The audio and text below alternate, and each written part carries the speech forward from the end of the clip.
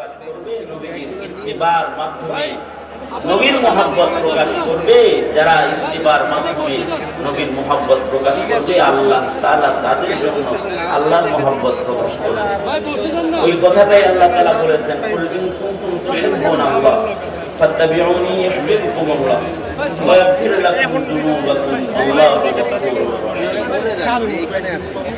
আল্লাহ রাসূল সাল্লাল্লাহু আলাইহি ওয়াসাল্লাম নবীর প্রেম অথবা ভালোবাসা তরিকা শিক্ষা দিয়েছেন।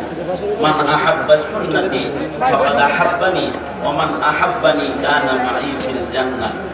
যারা আল্লাহর রাসূলকে মুহাব্বত করতে চায় তো সুন্নতের মাধ্যমে নবীজিকে মুহাব্বত করতে হবে। এজন্য আমাদের আকাবির হযরতগণ একটা করে সুন্নতের যত্ন করতেন। সুন্নতের যত্নের মাধ্যমে নবীর প্রেম প্রকাশ করতেন। ছোট ছোট সুন্নত খুঁজে খুঁজে বের করতেন। কোন সুন্নতটার আমল আমার হয় নাই, যা নবী আমল করেছেন, নবীর ওই সিরাত থেকে ওই সুন্নতটাও আমার ভেতরে আনতে হবে।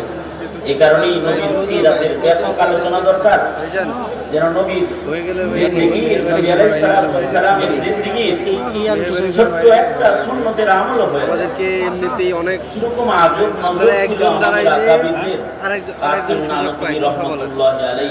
একটু ভাই মেহেরবানি করে ওই পাশে বাসা ওই পাশে তারপরে জুম করে ফাঁসি দিবে, ঘোষণা দিয়ে দিল।